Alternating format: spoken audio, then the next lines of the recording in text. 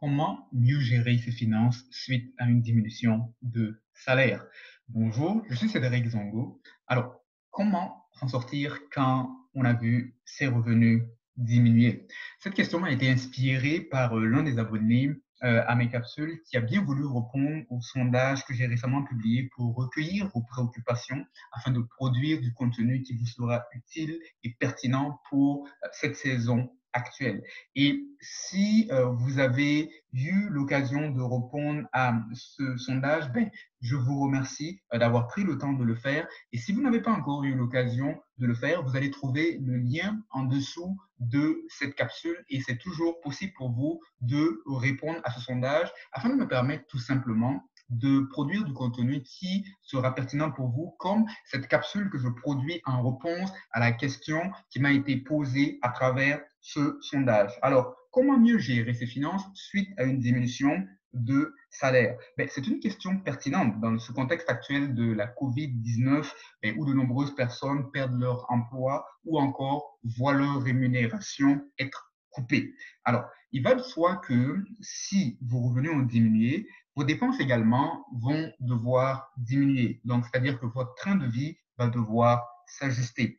Et je sais que ce n'est pas une nouvelle réjouissante, mais il faut comprendre que dans la situation actuelle, vous aurez à faire des sacrifices temporaires en vue de gains futurs. Et comment est-ce qu'on fait cela? Comment est-ce qu'on ajuste ces dépenses? Comment est-ce qu'on parvient à gérer ses finances suite à la diminution d'un salaire? Ben, la réponse est que vous allez devoir faire ce qu'on qualifie d'un budget de crise. Et les principes que je vais vous donner sont valables autant pour le contexte actuel de la COVID-19, mais aussi pour n'importe quelle période, pour toute personne qui traverse une situation de diminution de salaire, quel que soit le moment, ces principes sont valables. Et donc, il est important pour vous de continuellement vous référer à cette capsule jusqu'à ce que la situation s'améliore et de continuer à appliquer ces principes même par la suite parce qu'ils vous aideront. La solution, donc, c'est d'élaborer un budget de crise. Et comment est-ce qu'on élabore ce budget de crise? Je vais vous donner différents éléments pour le faire. Et c'est essentiel de savoir que la clé pour s'en sortir, c'est vraiment la planification. Et un proverbe hébreu disait que celui qui fait des plans devient riche, mais celui qui va vite s'appauvrit. Et donc, la clé pour s'en sortir, quel que soit le niveau de vos revenus, c'est d'élaborer un plan, c'est de la planification. Mais par contre, si vous marchez à l'aveugle, celui qui va vite, celui qui marche à l'aveugle, celui qui prend des décisions hâtives sans information, ben, arrive à la ruine. Et donc, vous risquez de vous ruiner beaucoup plus facilement si vous continuez à dépenser vos revenus sans, dans ce contexte actuel de diminution de salaire qui est encore plus dangereux. Et donc, c'est important pour vous de faire un plan. Donc, la clé de votre abondance, c'est important que je le répète, réside avant tout dans votre aptitude à planifier vos revenus actuels. C'est sûr que de meilleurs revenus aident toujours, mais une bonne aptitude à planifier, c'est la priorité et c'est la clé de base, quelle que soit la situation de revenus dans laquelle vous vous situez.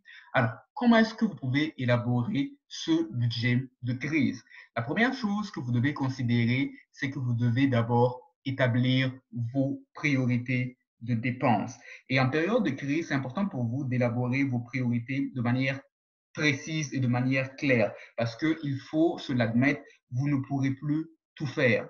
Il y a des choses que vous allez devoir couper, il y a des choses auxquelles vous allez devoir dire non, parce que la situation a changé et c'est tout à fait normal que vous commenciez à dire non à plus de choses et à plus de gens parce que les choses ont changé et vous devez vous adapter. Et donc, c'est important pour vous d'établir vos priorités de dépenses. Et quelle que soit votre situation, quelle que soit votre situation, quel que soit l'endroit où vous êtes, il y a deux dépenses qui sont prioritaires et qui devraient être prioritaires sur votre liste. Premièrement, ce sont les dépenses pour l'alimentation, c'est-à-dire votre besoin de vous nourrir parce que où que vous soyez, qui que vous soyez, votre corps a besoin de se nourrir pour continuer de fonctionner. Et la deuxième priorité de dépenses que vous devez considérer, c'est vos dépenses d'habitation qui comprennent autant votre loyer ou vos paiements hypothécaires ainsi que les services d'utilité publique et par là, j'entends l'électricité et toutes les dépenses de cette nature. Et après ces deux dépenses prioritaires, ben, vous pouvez avoir par la suite d'autres dépenses prioritaires, comme par exemple les frais pour vos déplacements, si vous devez toujours vous rendre dans un travail, ou bien d'autres dépenses comme des médicaments sous prescription, si vous avez des médicaments à prendre régulièrement. Et donc, par la suite, vous pouvez avoir d'autres dépenses prioritaires qui vont varier selon la situation dans laquelle vous êtes. Mais quelle que soit votre situation, vous allez avoir au moins les deux premières dépenses prioritaires qui sont l'alimentation et l'habitation.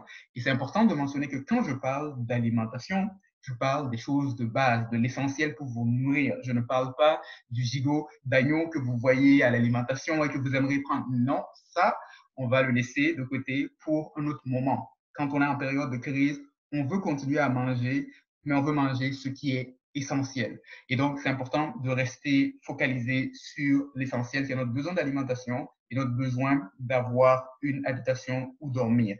Et une fois donc que vous avez établi premièrement la liste de vos priorités, vous pourrez donc faire un budget. Et à quoi cela peut ressembler concrètement? Laissez-moi vous donner un exemple. Et je vais utiliser des dollars dans mon exemple, mais le principe fonctionne que vous soyez en CFA, en euros, quelle que soit votre devise, le principe est le même. Si par exemple, supposons que vous avez un revenu disponible à dépenser de 1600 dollars, par exemple, un revenu disponible de 1600 dollars après tout ce qui peut être taxes, épargne, générosité, selon votre situation personnelle. Et donc, si vous avez 1600 dollars net à dépenser, ben, la première, c'est d'établir vos priorités. Donc là, si on établit les deux premières priorités qui sont générales pour tout le monde, supposons qu'en alimentation, vous dépensiez 300 dollars, votre besoin, c'est de dépenser 300 dollars.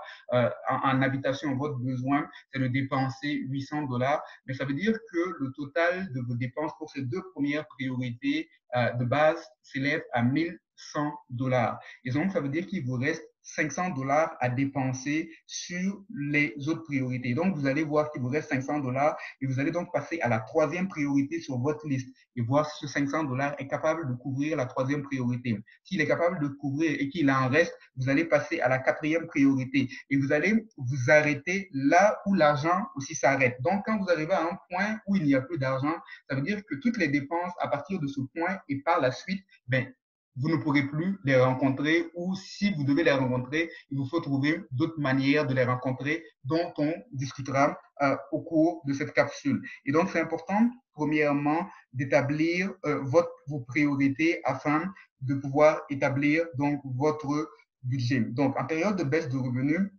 ce dont vous voulez vous assurer, c'est de couvrir le minimum vital, c'est-à-dire être sûr que vous avez de quoi vous nourrir et de quoi vous loger. Ce sont les deux choses de base dont vous avez besoin pour pouvoir vivre à chaque jour et de continuer le combat. Et donc, de vous assurer que cette dépense-là vienne en priorité parmi vos revenus disponibles à dépenser. Et donc, la première chose, c'est d'établir vos priorités de dépenses. Et la deuxième chose, c'est d'éliminer les dépenses essentielles. On s'entend que si vous établissez un budget de crise, cela signifie qu'il y a des dépenses que vous allez devoir éliminer. Et donc, c'est important de savoir qu'il y a des dépenses qui sont bonnes à avoir, mais qui ne sont pas nécessaires pour votre survie. Et c'est ce que j'appelle les dépenses non essentielles. Ce sont des dépenses comme vos abonnements à des plateformes comme Netflix, certains abonnements télévisés, etc. Croyez-moi, vous pouvez vivre sans télévision, mais vous ne pouvez pas vivre sans manger. Et donc, même si vous êtes abonné au show de Oprah et que vous pensez ne pas pouvoir survivre sans ça, croyez-le ou non, sans regarder le show de Oprah pendant quelque temps, vous allez survivre. Mais par contre, si vous ne mettez pas une certaine quantité de légumes et de riz dans votre corps, il va avoir un problème. Et donc, c'est important de couper sur les dépenses qui sont non essentielles à votre survie. Vous aurez des sacrifices à faire, mais c'est important de savoir que ce sont des sacrifices temporaires. Et donc, passez à travers la liste de vos dépenses et mettez une pause à certaines dépenses. Vous pouvez couper Netflix, ce n'est pas la fin du monde. Dans quelques mois, quand la situation va s'arranger, vous pourrez revenir à cela. Donc, ce sont des sacrifices temporaires pour un gain actuel, pour permettre votre survie. Donc, c'est le temps de sacrifier vos désirs pour vos besoins. Et aussi, vous pouvez considérer la possibilité d'appeler vos compagnies de téléphonie pour voir, par exemple, si elles vous offrent des forfaits moins chers. Est-ce que vous pouvez réduire la consommation de vos données cellulaires ou est-ce qu'elles ont des propositions de forfaits moins coûteux pour vous afin de vous aider de sauvegarder vos liquidités. La troisième chose également à considérer dans l'élaboration de votre budget de crise, dans la reconfiguration de vos finances, c'est d'éliminer par exemple les dépenses pour les repas à livrer. C'est vrai que les repas à livrer qu'on vous livre à la maison, c'est-à-dire les plats non cuisinés par vous-même, ben c'est vrai que ces repas-là vous permettent de sauver du temps, mais si le temps que vous sauvez ne vous permet pas de gagner plus d'argent, ben on s'entend que vous êtes perdant. Parce que le but d'économiser du temps, c'est de pouvoir utiliser ce temps afin de générer un rendement beaucoup plus supérieur. Et donc, si ce temps que vous économisez, c'est simplement pour regarder la télévision ou passer le temps à des choses, des activités qui ne vous rapportent pas vraiment, ben, vous êtes perdant. Donc, pensez à réduire les dépenses pour les repas à livrer parce que ces dépenses ont tendance à amplifier vos dépenses d'alimentation. La quatrième chose à considérer, c'est de profiter des économies naturelles. C'est vrai qu'une situation de diminution de revenus peut être très stressante et je vous comprends et c'est important de vous calmer, de souffler et là, je vais vous donner vraiment chaque étape et vous allez voir que par la suite vous allez être plus en paix. Et donc, profitez des économies naturelles parce que oui, c'est vrai que les revenus ont baissé, mais il y a certaines dépenses aussi qui vont baisser. Par exemple, vous allez peut-être sortir, vous allez peut-être aller moins souvent au restaurant ou peut-être vous allez moins souvent utiliser votre voiture. Donc, ça veut dire que vos dépenses, par exemple, en sortie vont diminuer ou aussi vos dépenses en carburant vont diminuer. Donc, quelque part, vous allez faire aussi certaines économies sur certaines dépenses de manière naturelle et cela va vous permettre d'avoir un peu plus de souffle dans votre budget. Mais pour pouvoir réaliser ces économies naturelles et vous rendre compte de cela, c'est important pour vous d'écrire vos dépenses. Et c'est pourquoi le meilleur moyen d'avoir une heure juste sur vos finances en période de baisse de revenus, c'est d'écrire les choses sur papier. Et donc, c'est important de mettre les choses par écrit. Parce que le stress vient souvent de l'inconnu. Le stress vient souvent du fait qu'on spécule dans la tête. On pense des choses dans la tête qui sont parfois dans notre imaginaire beaucoup plus graves que dans la réalité. Et donc, quand vous mettez les choses par écrit, vous êtes capable d'avoir un portrait beaucoup plus clair et de trouver des solutions pour vous en sortir. Et par conséquent, prenez une feuille de papier. Dès la fin de cette capsule, prenez une feuille de papier, listez vos dépenses prioritaires comme j'ai eu à le faire tout à l'heure, et par la suite, déterminez selon le montant de votre revenu, qu'est-ce que vous pouvez couvrir sur votre liste ou non. Et quelles sont des dépenses peut-être que vous allez devoir éliminer, quelles sont des dépenses sur lesquelles vous allez pouvoir profiter de certaines économies naturelles. Et les choses vont devenir beaucoup plus claires pour vous. Et en dessous de cette vidéo, je vous ai mis un lien vers une application, notamment Mint, qui vous permet de faire un budget, mais vous n'avez pas nécessairement besoin d'applications, de choses sophistiquées. Vous avez, oui, des applications qui peuvent vous aider à gagner du temps, mais vous pouvez tout simplement prendre une feuille et un papier pour commencer. Comme ce que j'ai eu à faire tout à l'heure, de lister vos différentes dépenses prioritaires, quel est le montant habituel que vous dépensez pour chacune d'elles et de voir quelles sont celles que vous pouvez couvrir ou non. Et donc, que ce soit avec une application, que ce soit avec une feuille de papier, que ce soit avec un fichier Excel, quelle que soit la méthode, c'est important pour vous de mettre tout par écrit parce que lorsque vous écrivez les choses deviennent beaucoup plus claires et vous avez une visibilité et ça vous permet de réduire votre stress et de trouver des solutions. C'est une étape incontournable pour vous en sortir. Également, la sixième chose, c'est de réduire votre exposition aux médias sociaux. Pourquoi? Ben parce que cela mène parfois à vous mettre dans un état de comparaison ou un état de tristesse quand vous regardez tout ce qui se passe. Et malheureusement, la comparaison a tendance à nous mettre dans des états émotionnels à fréquence basse. Et c'est-à-dire qu'on va se retrouver parfois déprimé. Et pour certaines personnes, ben, être déprimé, ça signifie acheter un peu plus pour se remonter le moral. Et donc, si constamment vous êtes sur les réseaux sociaux en train de vous comparer, de voir qu'est-ce qui se passe dans la vie des autres et de vous comparer à tout cela, mais ça vous met dans un état où vous êtes déprimé, où parfois, ben, vous pouvez avoir tendance à vouloir dépenser un peu plus pour vous remonter le moral, pour vous consoler, et vous allez trouver beaucoup plus difficile de pouvoir tenir dans votre budget de crise. Et donc, c'est important de réduire votre exposition aux médias sociaux.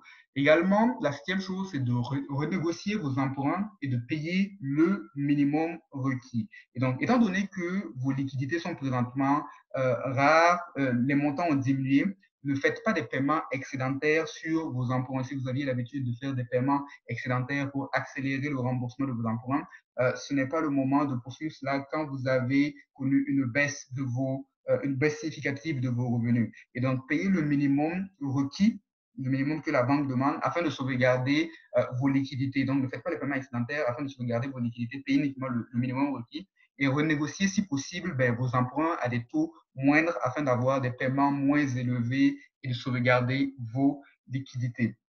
Également, une chose à considérer, c'est de négocier un report de vos paiements d'emprunt. Discuter avec votre banque à savoir si elle serait prête à vous permettre d'avoir un report de certains de vos emprunts sans pénalité pour quelques mois afin de vous aider au niveau de votre budget. Et dans le contexte actuel, certaines banques, et ce point s'applique principalement aux banques, surtout canadiennes, qui permettent de reporter certains paiements temporairement d'emprunt dans le contexte actuel ponctuel de la COVID. Et ça peut vous permettre de sauver quelques liquidités, mais que vous soyez entreprenez quand même des négociations avec votre banque parce que actuellement les banques essaient d'être un peu plus souples pour pouvoir aider leurs clients. Et donc, ça ne vous coûte rien de discuter.